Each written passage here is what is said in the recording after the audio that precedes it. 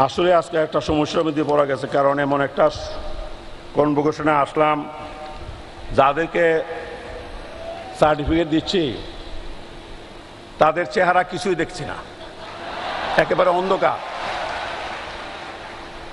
আসলে কোনো বক্তা যদি বক্তৃতা দেয় অডিয়েন্সের চেহারা দেখা বোঝা যায় তার বক্তব্যটা তারা গ্রহণ করছে না রিজেক্ট করছে। এখানে কিছু বোঝার উপায় নাই, কিছুই আমি দেখি না। আর আমাদের এখানে এত বেশি ফ্লাড লাইট দেওয়া হয়েছে, মনে হয় আমাদেরকে একটু বেশি বেশি দেখা যায়। এটা হলো আলো আর আধারের একটা খেলা, এই অবস্থা। বিষয়টা হলো, আমি এই লিখিত বক্তব্য তো একটা আনছি, এটা প্রায় শেষই হয়ে গেছে, আর সামান্য রয়েছে। এর বাইরেও আমি কিছু বলতে চাই। এটা হলো, আমার নিজের কাছে অবাক লাগে, কারণ আমি ঢাকা বিশ্ববিদ্যালয়ের চ্যান্সেলর। 1961 সালে আমি মেট্রিক পাস করছি এবং মেট্রিক 3rd ডিভিশন। আর আইএ পাস করছি, এটা তো এক সাবজেক্ট, অর্থ লজিকে রেফার্ড। ঢাকা বিশ্ববিদ্যালয়ে যখন আসলাম ভর্তি হওয়ার জন্য, তখন ভর্তি তো দূরে করতে, ভর্তির ফর্মটা পর্যন্ত আমাকে দেওয়া হলো না।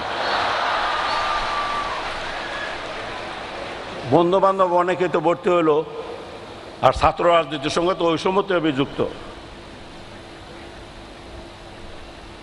তখন যখন এখানে ভর্তি হইতে পারলাম না, বাধ্য হয়ে আবার নিজ জেলা দয়াল গুরু কৃপায় গুরুদয়াল কলেজে ভর্তির সুযোগ পেয়ে গেলাম।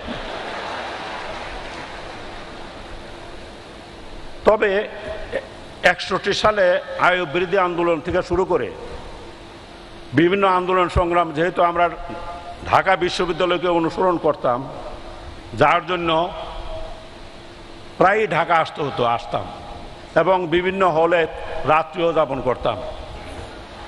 এমন কোনো হল নাই তখনকার যা ছিল যে হলের মধ্যে ঢুকি নাই বা থাকি নাই। অবশ্য রুকিয়া হলে ঢুকি নাই, থাকিও নাই, ওই সুযোগ ছিল না। তবে রুকিয়া হলের আশেপাশে ঘোরাঘুরি করছে কম না।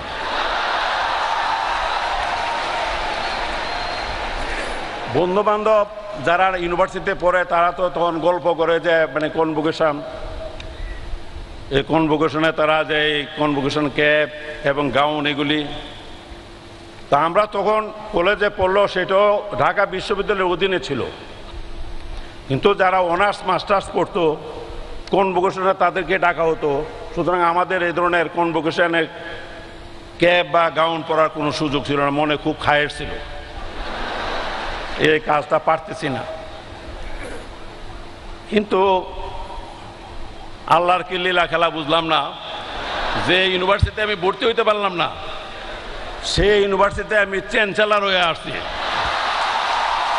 আর শুধু এই ইউনিভার্সিটি না, যতগুলি বাংলাদেশের যতগুলি পাবলিক প্রাইভেট বিশ্ববিদ্যালয় আছে সবগুলির এই চ্যান্সেলর। এই চ্যান্সেলর হিসাবে প্রায় জায়গাতে আমার সমাবর্তনে যেতে হয়।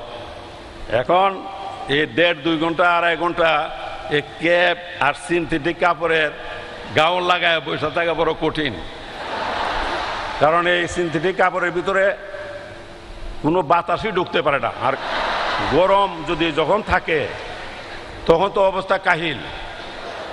আমি আমাদের সম্মানিত ভিসি সাহেবকে অনুরোধ করছিলাম যে আপনাদের কনভোকেশনগুলো যে শীতকালের দিকে হয় তা একটু সুবিধা হয়, কারণ আজকে আমি এই যে অন্ধকার, যদি এটা আজকে যেহেতু উপরে ত্রিপাল দেওয়া হয়েছে, ত্রিপাল দেওয়ার কারণ হলো কি বৃষ্টি যে কোনো সময় আসতে পারে, লন্ড বন্ড হয়ে যাবে, এটা প্রিকশন হিসাবে ত্রিপাল দেওয়া হয়েছে।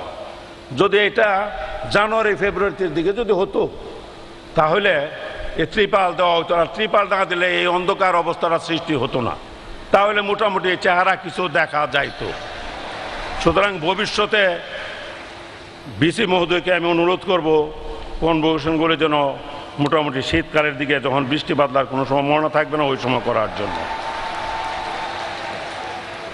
আমি ছাত্র রাজনীতি করছি এবং একটা তদানীন্তন কিশোরগঞ্জ মহকুমার একটা ছাত্র সংগঠনের প্রতিষ্ঠাতা সভাপতি হিসাবেও আমি কাজ করেছি এবং গুরুদয়াল কলেজে আমি ভিপি জিএস ছিলাম নির্বাচিত। তখন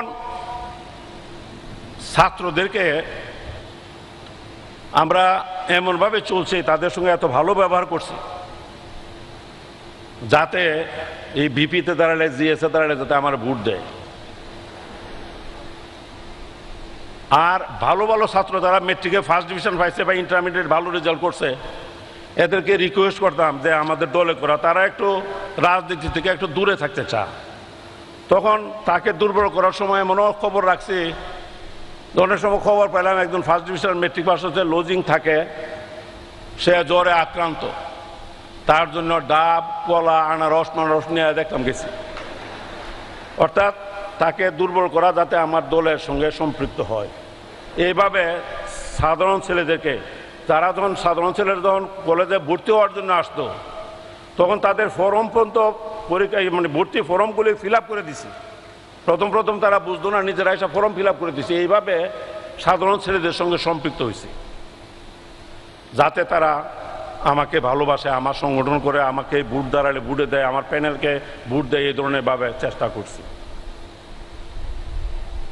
কিন্তু এখন কি হয়েছে বুঝি না। এখন নিজের কথা আর কি বলবো, মানে সব কাজ একটা অগ্রিম করে ফেলছি। তো মেট্রিক পাস ইন্টারমিডিয়েট পরীক্ষা দিয়েই ইনশাল্লাহ বিয়া কাম করে লেছি, বিয়ে করে ফেলছি। এখন বিশ্ববিদ্যালয়ের অনেক ছাত্র সংগঠনের শুনি ছাত্র নেতাদের প্রেসিডেন্ট সেক্রেটারি বা বড় বড় পদে যারা আছে তারা বয়স থেকে 45 থেকে 50, মানে 45 থেকে 50 যদি হয় তাদের বয়স, যারা ছাত্র নেতা, তাহলে আমি তো 20 বছর বয়সে বিয়ে করছিলাম, না আমি আর্লি করছি। তবে মানে 25-26 বছর তো মোটামুটি একটা বিয়ার বয়স বলা যায়। তো 25 বছর বয়সে যদি একটা লোক বিয়া করে তো 50 বছর হলে তো তার একটা ছেলে, 21-22 বছরের একটা ছেলে তারই থাকবে, ওই ছেলেই তো ইউনিভার্সিটিতে পড়ার কথা। এখন কি বাপ পুত মিল্লা একসঙ্গে ইউনিভার্সিটিতে পড়বো নাকি? বাপ নেতা আর ছেলে হলো বিশ্ববিদ্যালয়ের ছাত্র, এটা তো হতে পারে না।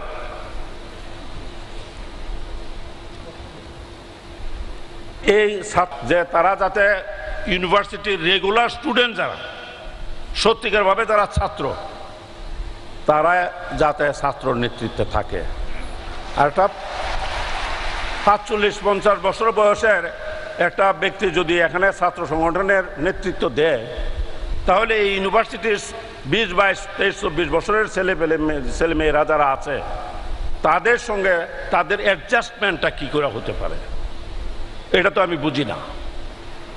সুতরাং ঢাকা ইউনিভার্সিটির যে ডাকসু নির্বাচনী যে মাস্ট, এই ডাকসু নির্বাচন করা দরকার।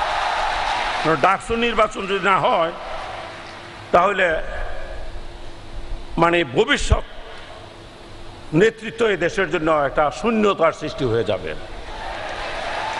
অবশ্য কেউ কেউ এই কথা বলতে পারেন যে 20-25 বছর বিয়া না করে, যেমন আমাদের এই 2 বছর আগে আমাদের মাননীয় রেলমন্ত্রী বিয়া করছে 65 বছর বয়সে। আবার কেউ যদি ওই এক্সাম্পল দেয় যে রেলমন্ত্রী তো 65 বছর বয়সে বিয়া করছে, এটাও ঠিক, এটা খুবই রেয়ার কেস। এখন সবকিছুই সময়ে ভালো, অসময়ে কোনো জিনিসই ভালো হতে পারে না। এমনকি আমাদের যে মৌসুমি ফল, যেমন আমাদের এখানে বলে যে 12 মায়া কাঁঠাল, এটাও আছে, কিন্তু এই বৈশাখ জ্যৈষ্ঠ আষাঢ় মাসের যে কাঁঠাল, এই কাঁঠাল যে মজা লাগে, কার্তিক মাস অগ্রহায়ণ মাস আশ্বিন মাসের কাঁঠাল সে মজা লাগে না, এটা মনে রাখতে হবে। সুতরাং আমার অবশ্য ইতিহাস সবই অন্যরকম। 61 সালে মেট্রিক পাস করলে 65 সালে বিএ পাস করার কথা ছিল, এই বিএ পাস করলাম 68 সালে, 69 সালে, অর্থাৎ 4 বছরের জায়গায় প্রায় 8 বছরের লাগা গেল। বলতে পারেন এত ছাত্র খারাপ ছিলাম এটা ঠিকই, পাশাপাশি শুধু ছাত্র খারাপ ছিলাম এই কথা বললো ঠিক হবে না, কারণ 2 বার পরীক্ষা দিতে পারি নাই, পরীক্ষার সময় জেলে বন্দি থাকতে হইয়াছে। এটারও একটা কাহিনী আছে, যখন নাকি বিএ পাস করতেই পারি না, তখন আত্মীয় স্বজন বন্ধু বান্ধব বাড়িতে গেল একই কথা যে বিএ পাস কবে হইব, কি ব্যাপারটা বা এই উত্তর দিতে দিতে আর ভালো লাগে না। পরে একটা চিন্তা করে ভাবলাম যে তখন আইয়ুব খান মুনায়েম খাঁর বিরুদ্ধে আন্দোলন করতেছি, আন্দোলন তুঙ্গে। পরে এক জনসভার মধ্যে, কিশোরগঞ্জে বিরাট জনসভা স্টেডিয়ামে, সেখানে বক্তৃতার মধ্যে ভাই সব ভাইয়ের আমার, যতদিন পর্যন্ত স্বৈরাচার আইয়ুব খান মুনায়েম খানকে উৎখাত করতে না পারবো ততদিন পর্যন্ত আমি বিএ পাস করতে চাই না। প্রায় 70-80 হাজার জনতা ছিল মাঠের মধ্যে, সবাই করতালি দিল, যাক একটা সার্টিফিকেট পেয়ে গেলাম। এরপরে আমার আর কেউ বিএ পাস কবে হইব না এইটা নিয়ে আর কেউ কথা বলে নাই। এই একটা অবস্থার মধ্যে আজকে একটু আমার গলাটা বসে গেছে গিয়া, নাহলে আর কথাবার্তা আরো অনেক কিছু বলতাম। যাই হোক, আর কথা বলাতে চাই না। আপনারা ভবিষ্যতে যদি আপনাদের এখানে আসার সুযোগ সৌভাগ্য হয়, তাহলে কথা আসলে লিখিত বক্তব্য যারা ভালো ভালো কথা লিখছি, কষ্ট করে লিখছি, আমার অফিসের কর্মকর্তারাও আমাকে সহযোগিতা করছে, কিন্তু এই মনের কথা সব কিছু লেখা বড় কঠিন। আগে তো যাওয়া আমরা মোটামুটি প্রেমপত্র লিখতাম, তখন বিভিন্ন বই থেকে বিভিন্ন কোটেশন টোটেশন দেখে ভালো করে একটা প্রেমের পত্র লিখতাম। আর এখন প্রেমপত্র লেখা বন্ধ হয়ে গেছে, কারণ এখন সব মেসেজ, মানে যে মেসেজ দিয়ে পাঠায় দিয়ে ওই সব কথা শেষ। আমার মনে হয় যে মুহূর্তে মুহূর্তে আর প্রেমপত্র লেখাও কিন্তু একটা সাহিত্য, একটা আর্ট ছিল, এটা গেছে। যাই হোক, আমি শেষ করে ফেলতেছি। প্রিয় গ্রাজুয়েটগণ, তোমাদের আজকের এই অবস্থানে পৌঁছানোর পেছনে রয়েছে তোমাদের শ্রদ্ধেয় পিতামাতা, শিক্ষক মণ্ডলী সহ সমাজ, দেশ ও জনগণের বিপুল অবদান। তোমরা তাদের কাছে ঋণী।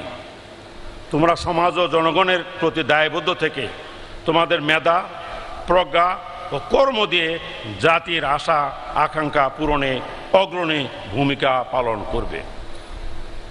সব সময় নৈতিক মূল্যবোধ, বিবেক ও দেশপ্রেম জাগ্রত রাখবে। কখনো অন্যায় ও অসত্যের কাছে মাথা নত করবে না। তরুণরাই জাতির কর্ণধার, ভবিষ্যতে তারাই দেশ পরিচালনা করবে। আজকের প্রতিযোগিতামূলক বিশ্বে টিকে থাকতে হলে জ্ঞান বিজ্ঞানের প্রতিটি ক্ষেত্রে নিজেকে অধিক যোগ্য করে গড়ে তুলতে হবে। প্রতিদ্বন্দ্বিতা মোকাবেলায় সবসময় সাহসী ও উদ্যোগী হতে হবে। তোমাদের সঠিক নেতৃত্বে দেশ হবে সমৃদ্ধ, উন্নত। জাতি তোমাদের দিকে তাকিয়ে আছে। মনে রাখতে হবে নিজেদের আত্মপরিচয়ের কথা, মাতৃতুল্য এই বিশ্ববিদ্যালয়ের কথা, অনেক রক্তের বিনিময়ে অর্জিত স্বাধীনতা, আমাদের প্রিয় দেশটির কথা। বললে চলবে না, তোমাদের সামান্যতম নেতিবাচক কর্মকাণ্ড আমাদের বিশাল অর্জনকে ম্লান করে দিতে পারে। আর একটা কথা বলি, কর্ম উপলক্ষে তোমরা পৃথিবীর যে প্রান্তেই থাকো না কেন, এ দেশ ও জনগণের কথা ভুলবে না। তোমরা বড় হও, সফল হও, তোমাদের উজ্জ্বল ভবিষ্যৎ কামনা করি। পরিশেষে সবাইকে আবারও ধন্যবাদ ও শুভকামনা জানিয়ে আমার বক্তব্য শেষ করছি।